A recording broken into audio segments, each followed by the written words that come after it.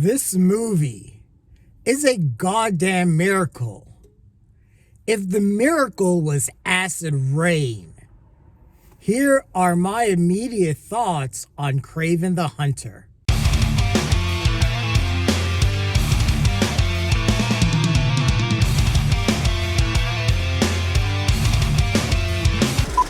Hey everyone, this is Lenny here. So I just got out of Kraven the Hunter. This is the latest and I think final in the Sony Spider-verse universe kind of thing, where they're taking Spider-Man villains and giving them their own films without any Spider-Man attachment.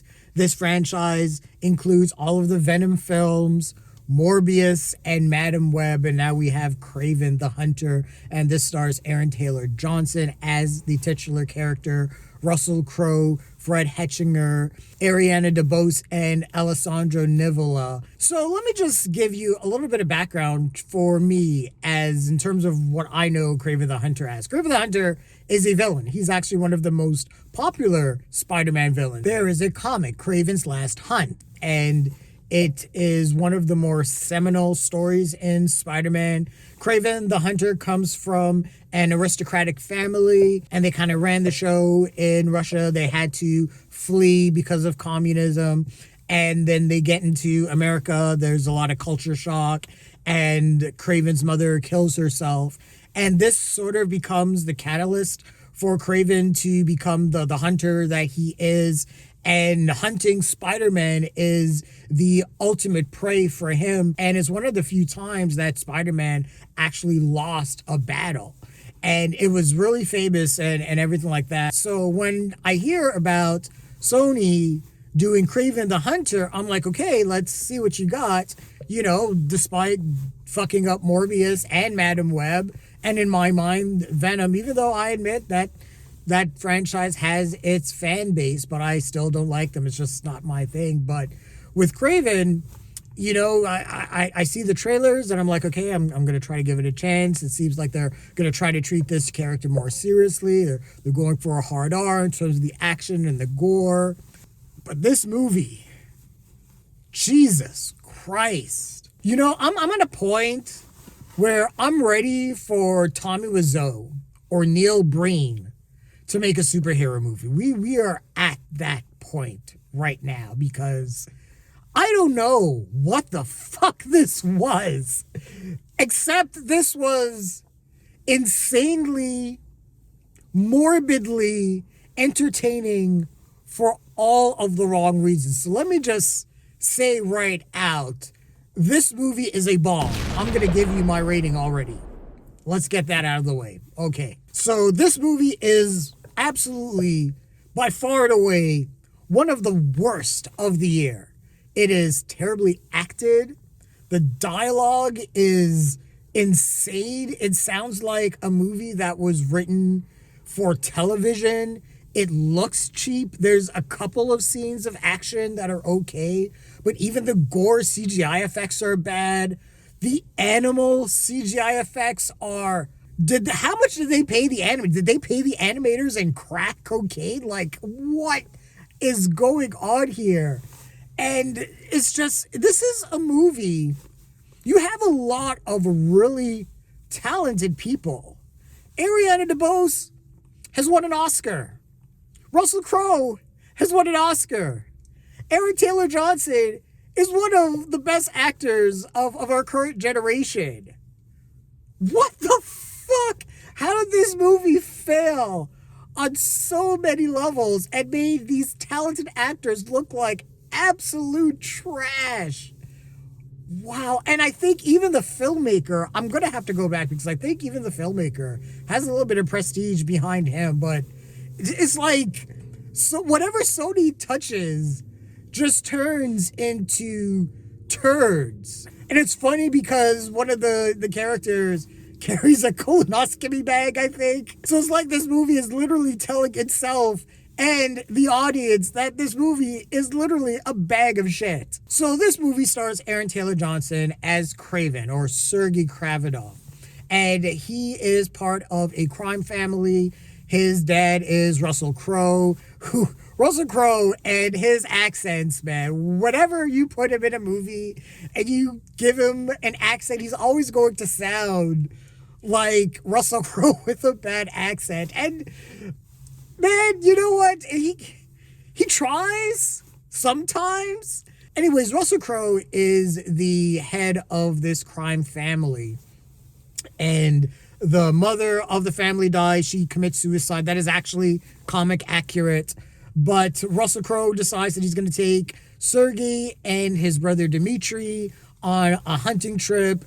And this hunting trip goes completely foul in the most hilarious ways. At the same time, there is this young girl by the name of Calypso, and she is with her grandmother, and her grandmother is a voodoo priestess, I guess, but she's able to also see the future, and Calypso's grandmother gives her a vial of potion or juice or voodoo magic something, and she's like, I was gonna give this to you when you're older, but the cards have told me that you need it now, and you'll know when you need to use this. And on the day that Sergei and Dmitri go on this safari hunt with Russell Crowe, because he wants to show them how to exert strength. And I guess really the only way to do that is to kill animals and to show that Russell Crowe is an asshole. Sergei meets up with the lion that Russell Crowe and his crew are trying to kill. And this line is like this horrible CGI effect. I'm like, get Barry Jenkins on the line right now at Disney and show them how to fucking do this. Because even if I'm sort of trepidatious about Mufasa the Lion King, I can at least say the special effects for that I know are going to be top shelf. The special effects here are like, if Lion King is like top shelf, this is like $2 box wine that you would get at like the convenience store down the street. So anyways, Sergei gets attacked by this lion, and it's the most hilarious thing. This lion attacks this poor kid, and he's just taken all dragged all over the place.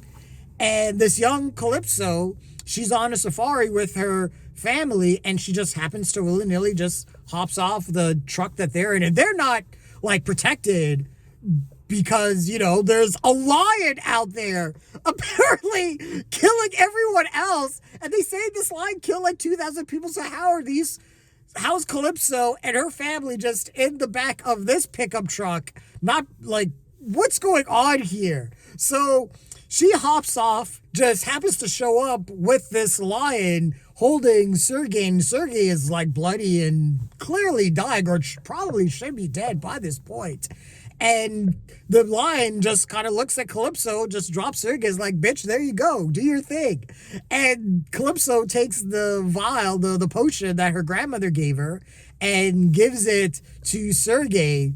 And what is it with superhero movies that have to do with cats and crazy origin stories that give them crazy powers? Because this reminded me of Catwoman and Halle Berry getting her powers in Catwoman. This shit was wild. So it's like Calypso gives Sergei this potion, and then Sergei suddenly gets the powers of the universe. And you literally hear like Calypso's, and how would he know what Calypso's grandmother sounds like if he's going through like this near-death experience? It's insane. And so he like dies for 3 minutes apparently. They call his death. They call him time of death. And then he like wakes up and he has yellow eyes, and suddenly he's healed. And he's at the hospital, and the doctor's there, and the doctor's like, you're healed. We need to keep you for observation and tests and find out what's going on, because this shit is crazy.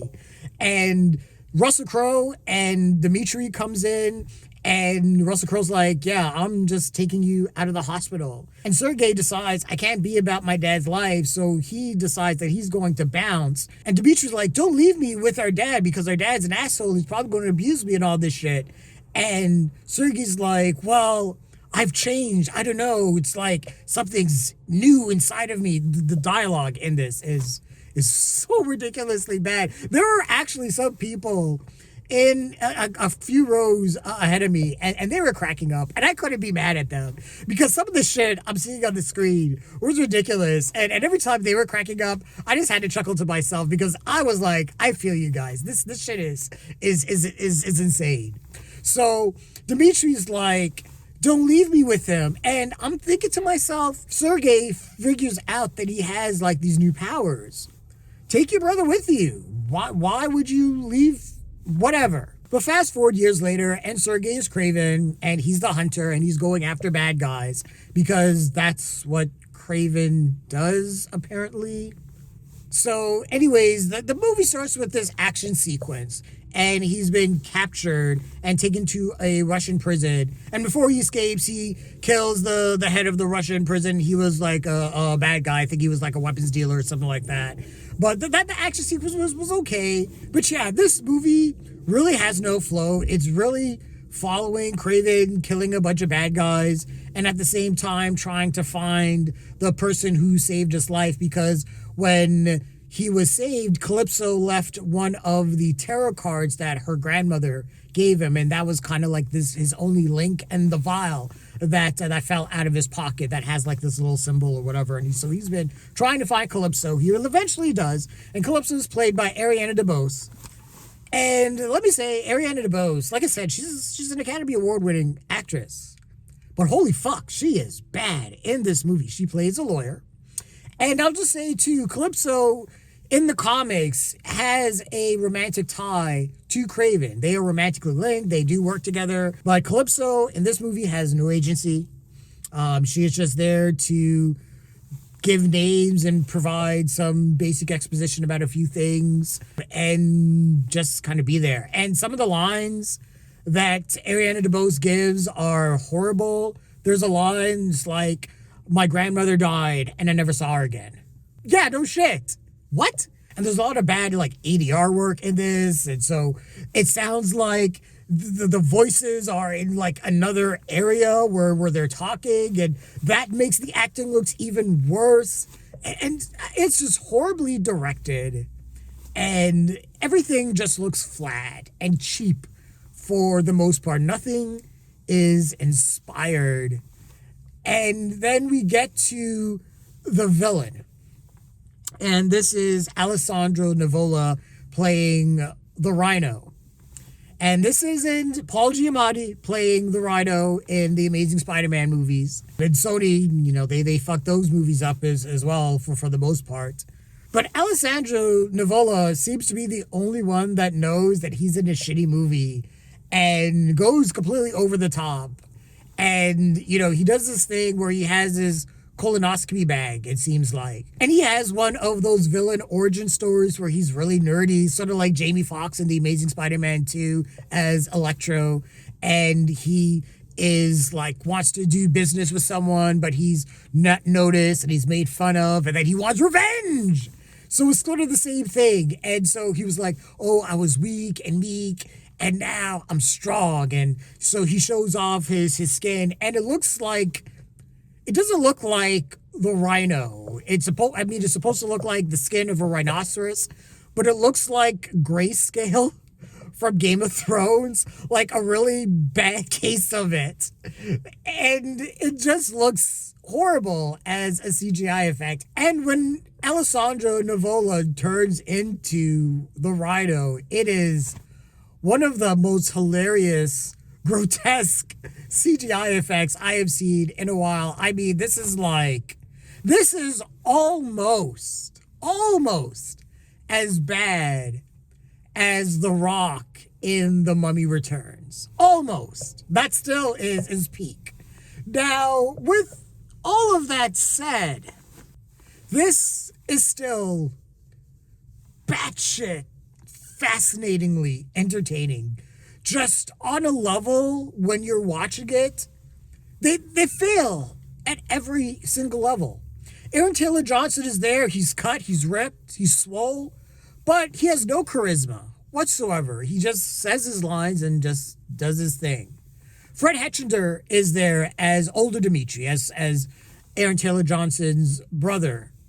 And he does nothing. He's supposed to be the chameleon, who's another Spider-Man villain. And really all he does is mimic other singers because he's a singer in a club. And yeah, that's really it. There's nothing to him. He's sort of a weakling and a coward, and Russell Crowe makes fun of him and mocks him for that. It's like, you should be more like your brother and whatever, or something like that. This movie is confusing. It bounces from scene to scene with no rhyme or reason. And then we have like the climax of this movie, and it's just absolutely ridiculous. I don't know what Sony was thinking when they conceived any of this. So this is all I'm going to say. We have sort of a holy trinity of absolute trash, holy motherfucking bullshit comic book movies here with Sony, with Morbius, Madam Web, and Kraven the Hunter. These three movies, they're the conspiracy theorist in me almost wonders if Sony went to the filmmakers and was like, you know what? We know we're going to kill this. We know Madam Web basically destroyed this shared Spider-verse villain universe thing. So here's a little bit of money. Just do whatever the fuck you want. And you know what? If it's bad, then maybe we can capitalize on that. That's my only thing. This movie is miraculous. Like I said, in all of the worst ways. This movie is insane.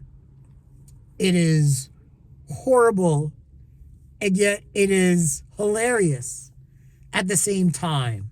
I don't know how to properly recommend this as a movie critic, because it is horrible. This is a trashy movie. But maybe when this shows up on streaming, have a fucking Sony Spider-verse party. Get drunk, get stoned, and have Madam Web, Morbius, and Kraven just play. Just have a good time watching those movies. This is just a ridiculous piece of pop art that now exists in the ether. And humanity is probably worse off for it. This movie is a fucking bomb. Once again, it is the motherfucker of all bombs. When I do my least favorite films of the year, do not be surprised to see this really close to the top of the list. I'm giving you a spoiler warning. Jesus Christ. God damn. Sony, you did it again. How? How did you do this? How are you doing this? This is insane.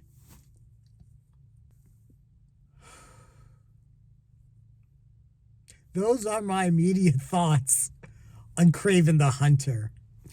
What did you guys think of the movie? Share your thoughts, leave your comments, like the video, subscribe to the channel, and don't forget to hit that bell icon so you can get notifications as well. Jesus Christ. Have a good one, everyone. Peace.